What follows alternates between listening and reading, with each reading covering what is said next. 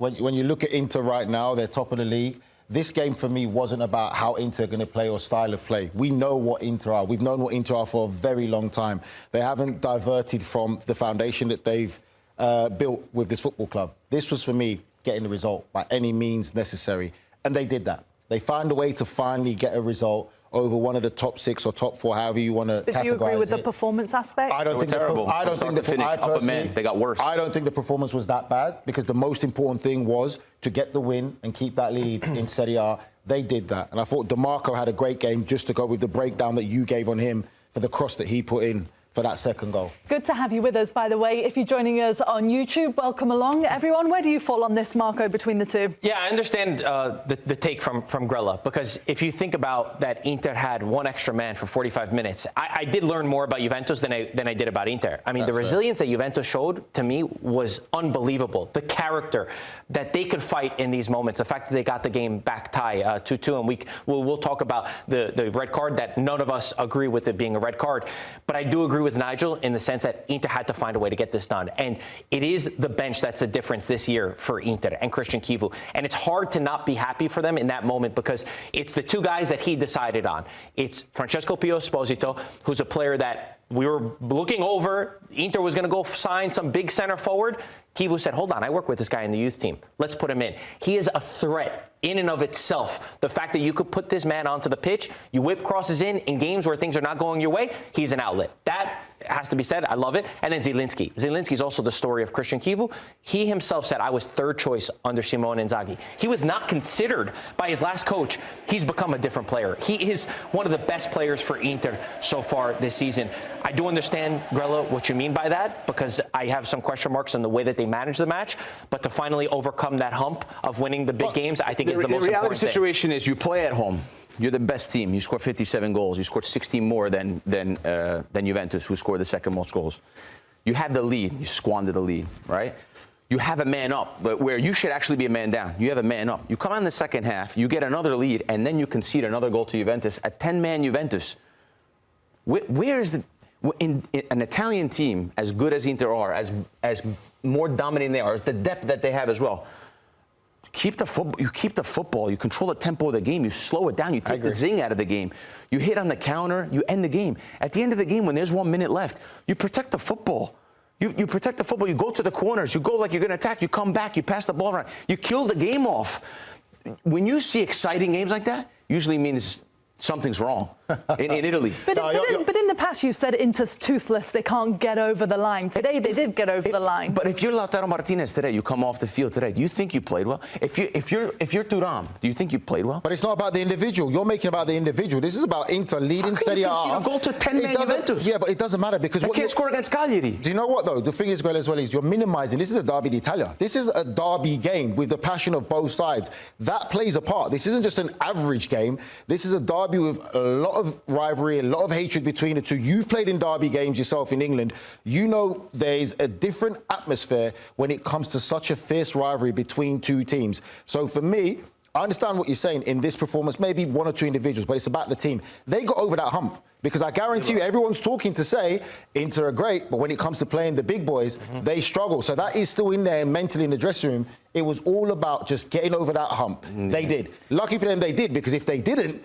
you would be absolutely destroying them right now. 45 minutes of man up at home with the lead, and that was poor. How many Inter fans right now do you think will be moaning about getting a win today? How many will be moaning or bothered about the performance? The ones that understand football will be worried. The ones that don't, they'll be happy about today. Well, if you didn't see the game and you're wondering how Juventus got down to 10 men, it was a huge talking point. We are live on YouTube, as we mentioned. The referee, what a scandal situation today. Here is just a reminder of the 2 yellows that we saw for Kalulu, because you all disagree pretty much with both of these, right? First one, not a yellow for me. Again, just a simple play. Doesn't, for me, it just irritates me when I see players go down so easy. This is the one that really irks me the most there, where the referee gets that completely wrong. He gives a yellow card, and let's not forget the Inter player there, is it Bastoni, telling the referee that that's a booking. This one, there is nothing in there. Nothing in there. No way. If anything, Bastoni should be booked for simulation there. Well, we know that obviously VAR can't overturn it because it was 2 yellow cards. Here is our rules expert, Christina Unkel, with us. Christina, you said at halftime the referee didn't get that second one right. Do you still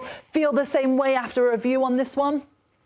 I still feel the same way, but I think everyone's still missing the fact of why is he raising his arm and putting it in, right? So at the end of the day, he's pretty much forcing the referee to have to make a decision. The referee doesn't have the best angle on it. Everything about it, it feels like it, it's sold like it. You can't blame the referee in the moment for making that decision. We have time. We have 4 or 5 different angles that the assistant referee doesn't have, that the center referee doesn't have. Everything feels like a yellow card in live play. When we replay it back, it's not.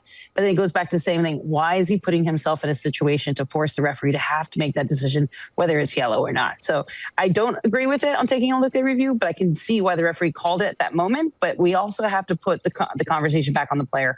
Why did he then put his arm up and basically at least make contact on the chest side of it? Christina, one thing is, I think we always get frustrated when there's no consistency, where in the same match, the same foul is not called. At the end of the match, there's a chance for Juventus, and I believe it's Diouf who pulls it down. I think we're going to show it right now.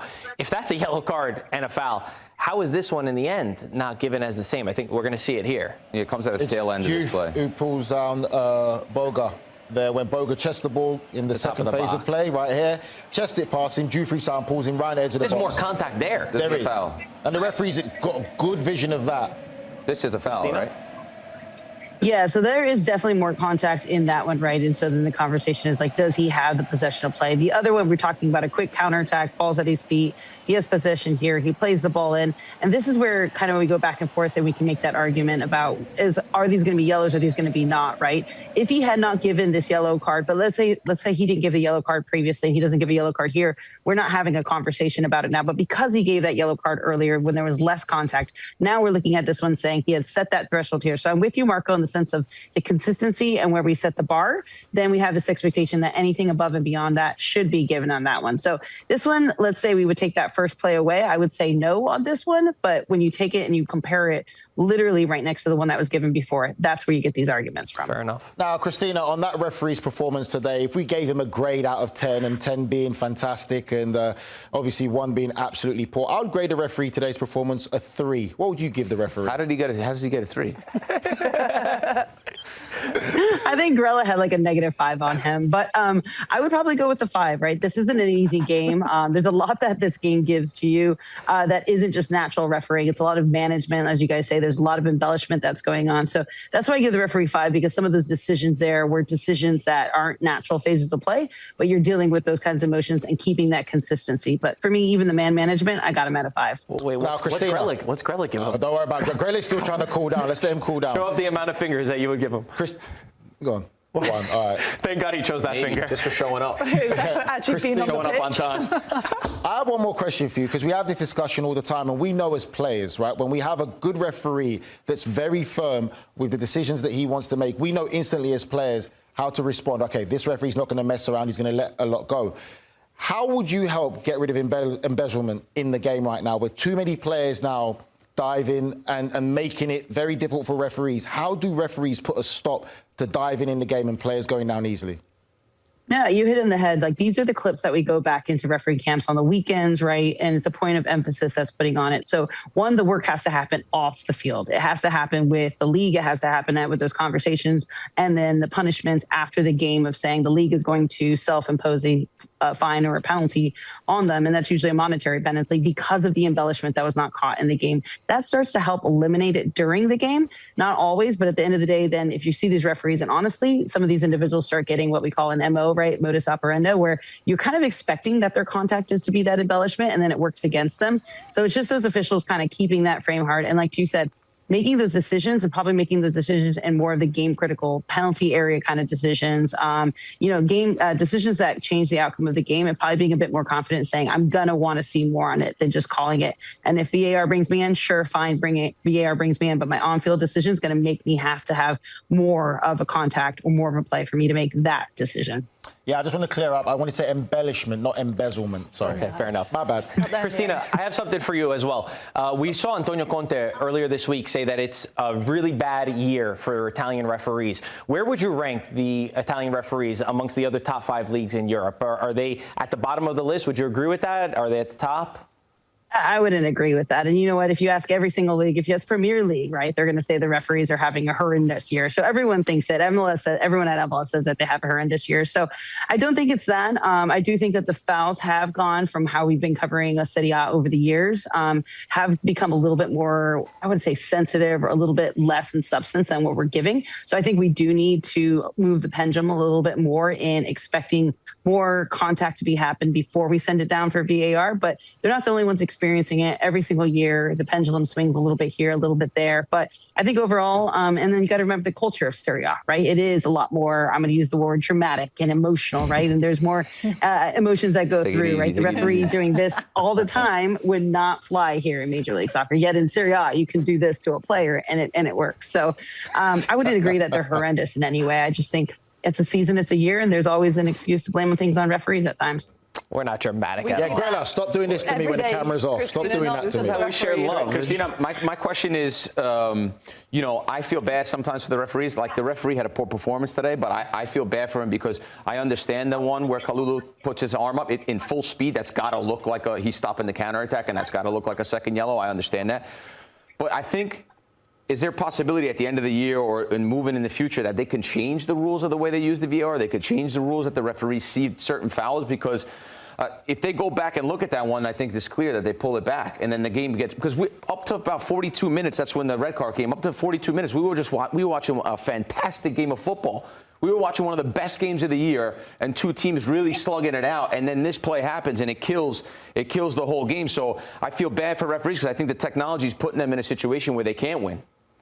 Yeah, and I mean, the FIFA General Assembly is just getting ready. This isn't something on the agenda right now, is to consider whether or not second yellows should be reviewed by VAR. I think you're going to, quite honestly, not maybe in regular play, but most likely when these decisions happen, they usually happen in FIFA Club World Cups, they happen in World Cups, they happen in the men's Euros, that they start kind of moving the needle, asking whether or not VAR should be used for second yellows that obviously naturally turn into a red in these situations. I just think at the end of the day, the whole point of the introduction of technology is to help them make game critical decisions. I know we're going to say this is a game critical decision, and I don't necessarily disagree, but at the end of the day, you're also not going to make refereeing 100% perfect, right? It's never going to get every single decision correct.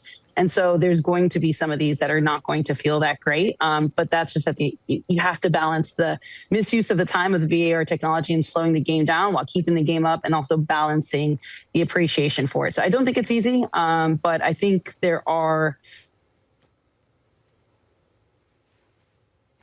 think that's something that should be entertained more and should continue to be trialed, because then it could avoid these situations where we're all sitting and saying, yeah, that's not a second yellow, and that would be agreed upon universally.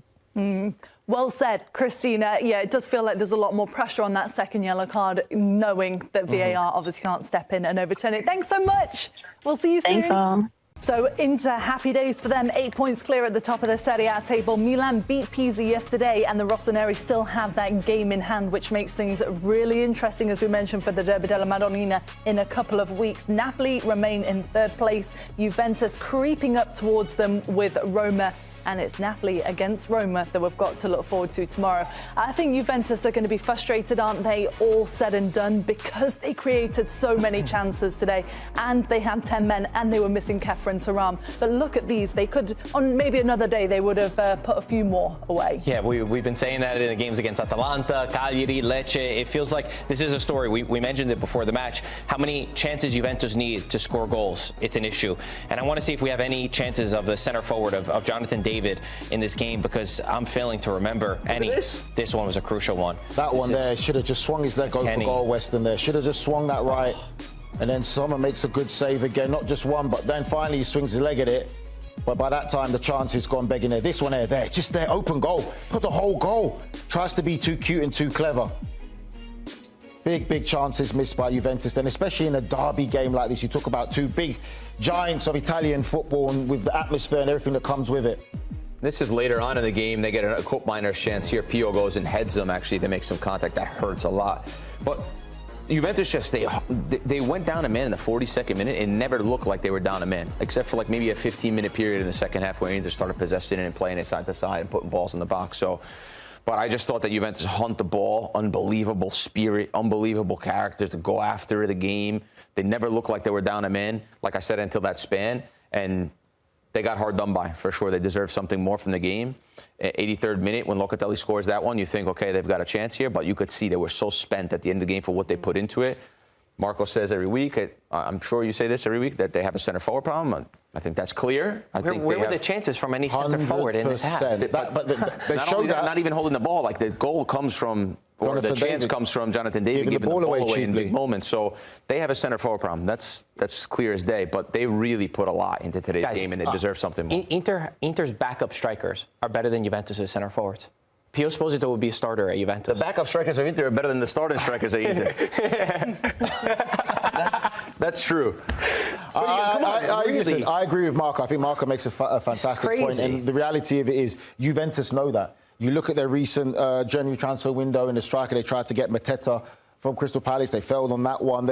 They need a striker. They need to address that problem by this summer now. They need to get someone for the future that they can truly trust into to develop, to add another real luxury piece, to add to Yildiz and build something. Yildiz, Kefrin Thuram, two great building blocks for Juventus, and Weston McKennie as well. You have to say Weston in there as well, because he had a great game for them as well. That's a great foundation of building blocks to build something for the future. Do they still make top four with the team that they've got? Yeah. Yes. Everyone feels pretty comfortable now.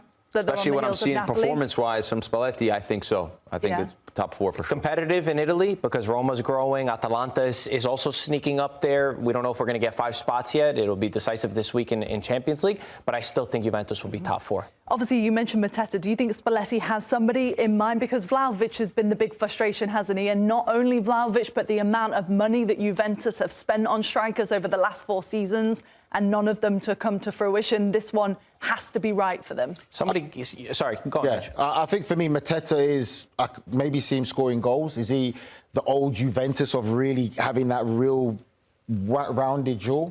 I don't think so, no. I think Mateta misses too many chances for me from watching him in the English Premier League. He can be impactful in certain games. I still feel that, for me, the recruiting of who they pick is vital this season. And Spalletti usually improves his center forward play. I believe he's coached 4 or 5 now, Capocannoniere, top goal scorers. Strikers thrive under him. He doesn't love the qualities that he has in his center forward. I think it was you, Nigel, that said it's kind of similar to Milan, where they've gone with their center forward play, where they're looking for opportunities, they're looking for solutions. Doesn't feel like they're bought in to one striker. There's nobody that truly convinces them. It's a very hard position to find, especially in Italian football, because they don't have the money to spend 70, 80 million, which, if you want a top striker, you need to be really smart, really clever, and find an opportunity. So the frustration for Juventus today, no doubt, was the missed chances, but also the Kalulu red card. Here's just a reminder of it, the 2 yellow cards, because we're going to show you what happened in the tunnel as well. Bastoni, you have mentioned. Look at that. The Bastoni is telling the referee that's a booking, and they said that should not be allowed. That is something that Serie A should get involved in, to not want the league to be doing that and seeing that. Young kids are watching this. So this is the video that was from the stands when the teams were going in at half-time. There's Luciano Spalletti, you can see, and Chiellini as well in there, arguing with the referee. Chiellini is heard screaming, "It doesn't exist." I think Comolli was there as well, Juventus CEO. Yep. If you're a Juventus fan, though, you at least want to see that, like guys like Chiellini that are understanding the club, that are fighting their battle. It's clear that they feel hard done by. I mean, he has the Juventus DNA.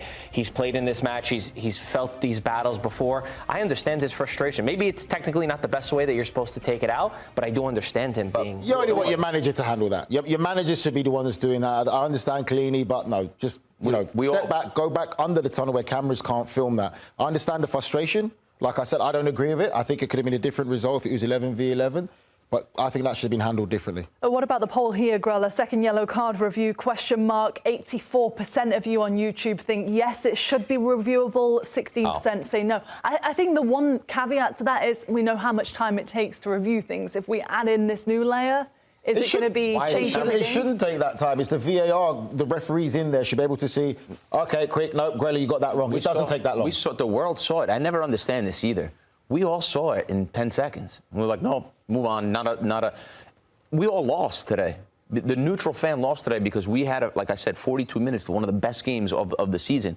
And we had a really good 45 minutes after that because both teams were going for it. Inter don't have many draws in the season because they go for it. Juventus, man, they showed something really special today, the strength of the group today. So we all lost. What would it take for 10 seconds to go look and say, no, there's no contact there? But it's not always 10 seconds, is it? It takes longer to take a free kick.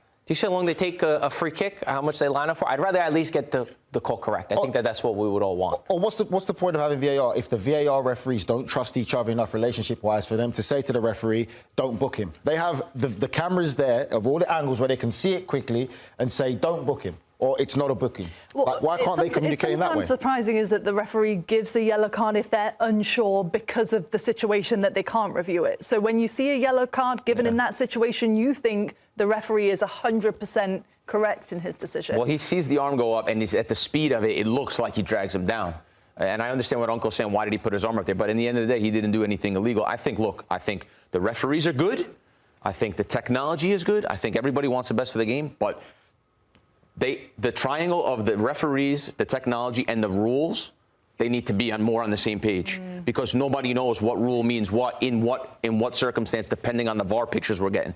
So, like I said, I feel bad for some referees. Yeah, they're getting some calls wrong, but they're getting put in a situation where they're looking at this thing in slow motion, and then there's like a rule book that doesn't make any sense, and they got to try to make sense of it on the fly. And it's not working at the moment. I think for me, the referees need to be given more responsibility and belief in themselves to go and ref the game, and then VAR should only be there to assist and help them. I think too many referees now are relying, like you said, on VAR, that, oh, if I get this wrong, then VAR might help me out. And that's not going to work.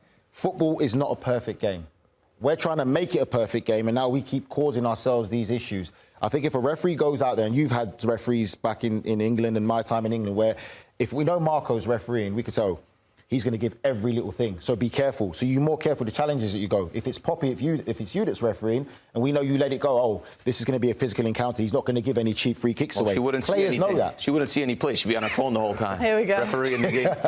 But there's an element Not of that. rising today. That element gets Hold on, built. Pop, I'm proud of you. I'm not even Poppy. getting into it. That element gets built when you give the responsibilities to the referees. So if Serie A encourages referees now to say, Yeah, but right, you just said that you do want second yellow cards to be reviewed. Yeah, that's something completely different. That's a different aspect. But I think that referees need to be given opportunity to referee more of the game and let the game be physical. Because the problem that's happening now is too many cheap fouls, too many players are cheating. Let's just put it out there. Too many players in Serie A right now are cheating with the diving. It's not good for the game, and it's not good for the future generation watching the game. And then it hurts them when they go in Champions League, and none of those are called. Absolutely. This is something we've been saying for years. I agree with the boys. Just one thing. What do you guys think about the challenges? The idea that a coach could have the opportunity to say, you have to go to the monitor and review this play, no matter what. The danger for that, for me, again, slow it is down more. you're taking more responsibilities away from referees. I think we need to let the referees, give them that confidence and belief that you're in charge of this game, you're seeing it. If you make a mistake, then VAR can help him out more. I think now, too many referees, whether they want to admit it or not, have got the safety net of VAR's got my back. That's the problem. The problem, though, is not just that. The problem is, even if we fix this VAR situation and we fix all the referees and all these things, and there's a challenge flag, we don't know what a foul is anymore. We look at a contact, the Vergara one. We know what. If you speak to the best analysts in the world, 50 of them will tell you it's a penalty, and 50 of them will tell you it's not a penalty. How is that possible? How did we arrive here? But maybe it's because it's been slowed down. So everything is Or maybe in not. slow motion. That's what I'm saying. We got to the point with the technology that we have. We don't know anymore what's a foul. But because we never saw it in slow I don't know if motion. the referees understand either, because there was I was on Coppa Italia coverage. They don't. Provedel was inside the goal, and he made a save for the first penalty. He made a save. The second time, the referee said, no, that's against the rule. You have to stay on the line. And they didn't take back the goal. And now we're looking and saying, wait, he didn't follow the rules. So when do you interpret the rule? When do you not go by the rule? To me, that's madness. Something is wrong. We know that.